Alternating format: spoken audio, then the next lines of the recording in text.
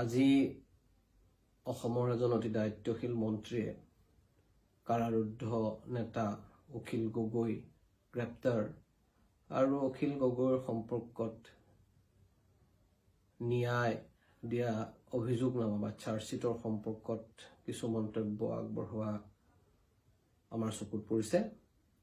যদিও ৰাজনৈতিক নেতাৰ বক্তব্যৰ প্ৰত্যুত্তৰ দিয়াটো অধিবক্তা হিচাপে মোৰ কাম নহয়, তথাপিও এটা বিচাৰাধীন গোচৰ সম্পৰ্কত তেখেতে যিহেতুকে এটা মন্তব্য আগবঢ়াইছে, সেই গোচৰটোৱে এজন দায়িত্বশীল মন্ত্ৰীয়ে কৰা বক্তব্যই ভুল বাৰ্তা কঢ়িয়াই লৈ যাব পাৰে বুলি মই কেইটামান কথা ৰাইজৰ জ্ঞাতাৰ্থে জনাব বিচাৰিলোঁ।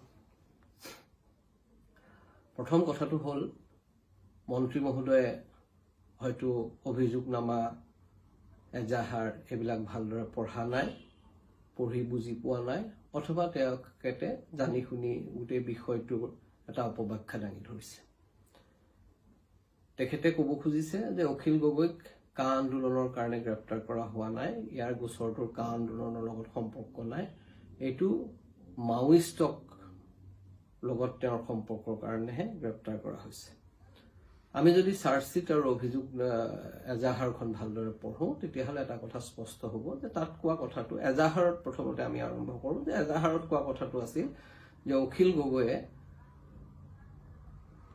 2005 চনমানতে মাওইষ্টৰ লগত সম্পৰ্ক কৰিছিল আৰু এটা সময়ত তেওঁ গৈ নিজকে ৰিজনেল কমিউনিষ্ট চেণ্টাৰ নামৰ এটা, যিটো আমি জনাত এটা অস্তিত্বহীন সংগঠন, তেওঁলোকৰ লগত বিলয় ঘটাইছিল আৰু ৰিজনেল কমিউনিষ্ট চেণ্টাৰে CPI মাওইষ্টৰ লগত নিজৰ বিলয় ঘটাই বা মাৰ্জাৰ কৰিছিল আৰু অখিল গগৈয়ে অসমৰ দায়িত্ব লৈছিল, মাওইষ্টৰ অসমৰ দায়িত্ব লৈ ভাৰতবৰ্ষৰ বিভিন্ন প্ৰান্ত ঘূৰিছিল, বিভিন্ন প্ৰান্তৰ ঘূৰি আহিছিল আৰু ঘূৰি আহি পিছত পৰৱৰ্তী সময়ত তেওঁ মানুহক তেনেধৰণেৰে সংগঠিত কৰাৰ চেষ্টা কৰিছিল আৰু কা আন্দোলনৰ সময়ত তেওঁ বিভিন্ন ধৰণেৰে চেডিচিয়াছ ৰাষ্ট্ৰদ্ৰোহী কাম কাজৰ দ্বাৰা মানুহৰ মাজত বিভাজন আনিবলৈ চেষ্টা কৰিছিল, জাতি জনগোষ্ঠীৰ মাজত, আৰু মানুহক ৰাষ্ট্ৰৰ বিৰুদ্ধে সংগঠিত কৰিবলৈ চেষ্টা কৰিছিল। এই ধৰণৰ কথা এজাহাৰখনত আছিল, অৰ্থাৎ এজাহাৰখনতেই কা মুভমেণ্টৰ কথাটো স্পষ্টভাৱে উল্লেখ আছে। দ্বিতীয় যিটো কথা মই ৰাইজৰ জ্ঞাতাৰ্থে জনাব খুজিছো যে এইটো এটা পুৰণি গোচৰ নহয়। কা আন্দোলন চলি থকা সময়ত 13 তাৰিখে ৰাতি 11:15 বজাত এই গোচৰটো তৰিছিল চান্দমাৰী থানাৰ OC-য়ে এইখিনি কথা লৈ, আৰু 14 তাৰিখৰ ভিতৰতে এটা ৰকেট স্পীডত সেই গোচৰ নিয়াৰ হাতলৈ দি দিয়া হৈছিল, হস্তান্তৰ কৰা হৈছিল। নিয়াই 14 তাৰিখে গোচৰটো নিয়া গোচৰ হিচাপে ৰুজু কৰিছিল। তৃতীয় যিটো কথা মই ভাবোঁ যে গুৰুত্বপূৰ্ণ, সেইটো হ'ল যে চাৰ্জশ্বিটৰ কথাটো। যদিও যিখন এজাহাৰ লৰালৰিকে লিখা তেওঁলোকৰ এজাহাৰত বহু কথাই কৈছিলে অখিল গগৈয়ে মাওইষ্টৰ দায়িত্ব লৈ দিল্লীলৈ গৈছিল, কিন্তু চাৰ্জশ্বিটত সেইবিলাক কোনো কথা প্ৰমাণ তেওঁলোকে আনিব নোৱাৰি চাৰ্জশ্বিটত এটা বেলেগ দিশলৈ গ'ল আৰু দুজন প্ৰটেক্টেড উইটনেছ, যি দুজনৰ আমি নাম নাজানো, কোন কি কথা একো গম নাপাওঁ, তেওঁলোকে আহি ক'লে যে 2008 চনত আৰু 2009 চনৰ কোনোবা এটা সময়ত অখিল গগৈয়ে তিনিটা গ্ৰুপত 15 জন ল'ৰাক উৰিষ্যাত মাওইষ্টৰ ট্ৰেইনিং ল'বলৈ পঠিয়াইছিল, প্ৰশিক্ষণ ল'বলৈ পঠিয়াইছিল, আৰু ঘূৰি আহিলে এজনে কৈছে যে আমি ঘূৰি অহাৰ পিছত অখিল গগৈয়ে আমাক সুধিলে কি শিকিলি, আমি ক'লো, তেতিয়া তেওঁ ক'লে যে মাওইষ্টৰ নিচিনাকে কাম কৰিব সময় ইয়াত হোৱা নাই। গতিকে সেইখিনি কথা আছিল মাওইষ্টৰ লগত ৰিলেটেড।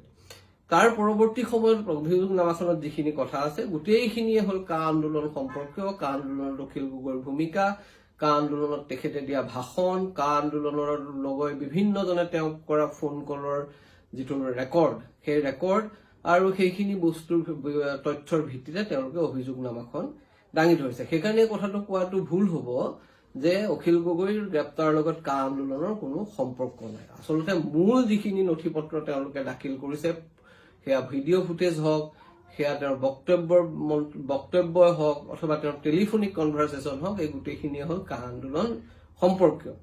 এইখিনিতে আৰু এটা কথা গুৰুত্বপূৰ্ণ যে 2008 চনৰ পৰা এজাহাৰখন আৰু চাৰ্জশ্বিটখন আমি যেতিয়া পঢ়িম, আমাৰ এনেকুৱা লাগিব যে 2008 চনত কিছু ব্যক্তিক প্ৰশিক্ষণ ল'বলৈ পঠিয়াই দিলে অখিল গগৈয়ে, পঠিয়াই 2008 চনৰ পৰা ৰৈ তেওঁ 2019 চনলৈকে ৰৈ থাকিল।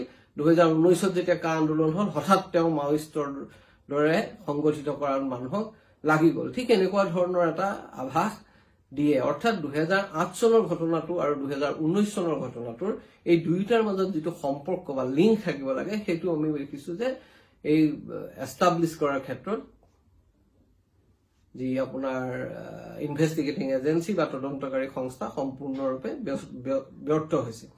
গতিকে আমি ভাবো যে কথাবোৰ যি ধৰণৰ মন্ত্ৰী মহোদয়ে ক'লে ঠিক তেনেকুৱা ধৰণৰ কথা নহয়। কথাটো যে তেওঁৰ কা আন্দোলনৰ লগত সম্পৰ্ক নাই, মাওইষ্টৰ লগত সম্পৰ্ক আছে, কথাটো সেইটোও নহয়। গতিকে এই কথাটোৰ এনেধৰণৰ অপব্যাখ্যাই ৰাইজৰ মাজলৈ ভুল বাৰ্তা কঢ়িয়াই নিব পাৰে দায়িত্বশীল মন্ত্ৰী এজনৰ বক্তব্য। সেয়েহে মই ভাবিলো যে অখিল গগৈৰ যিসকল শুভচিন্তক আছে, অখিল গগৈৰ ভাল পোৱা ৰাইজ আছে, অখিল গগৈ দলৰ কৰ্মী আছে, কৃষক মুক্তি সংগ্ৰাম সমিতিৰ কৰ্মী আছে, সেই সকলোৰে জ্ঞাতাৰ্থে মই এইখিনি কথা ব্যক্ত কৰিলো।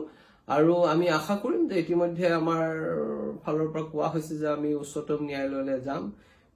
উচ্চ ন্যায়ালয়ে এটা ৰায় দান কৰিছে। সেই ৰায়ৰ শুদ্ধতা যেতিয়ালৈকে উচ্চতম ন্যায়ালয়ে সেইটো শুদ্ধ বুলি নকয়, সেইটো সদায় টেন্টেটিভ হৈ থাকে। গতিকে উচ্চতম ন্যায়ালয়ত আমি এইখিনি কথা কম। আমাৰ কথা কৈছিলো উচ্চ ন্যায়ালয়তো। উচ্চ ন্যায়ালয়ৰ যি দুজন ন্যায়াধীশ আছিলে তেওঁলোকে তেওঁলোকৰ ইণ্টাৰপ্ৰিটেশ্যন, তেওঁলোকৰ চিন্তাৰে ভাবিছে যে এইখিনি যথেষ্ট। এজন ব্যক্তিক প্ৰাইমা ফেচাই, এইটো এটা সম্পূৰ্ণৰূপে শেষ সিদ্ধান্ত নহয়, প্ৰাইমা ফেচাই মানে অৰ্থাৎ আপাত দৃষ্টিত যদি আমি চাওঁ তেতিয়াহ'লে এই দোষী যেন লাগে বুলি ভাবিছে। কিন্তু আমি এতিয়াও নিশ্চিত আৰু আমাৰ বিশ্বাস আছে যে উচ্চতম ন্যায়ালয়ৰ ওচৰলৈ গ'লে অখিল গগৈয়ে তেওঁৰ বিৰুদ্ধে হৈ থকা যি এই ভুৱা গোচৰৰ পৰা অন্ততঃ জামিন পাবলৈ সক্ষম হ'ব। ধন্যবাদ।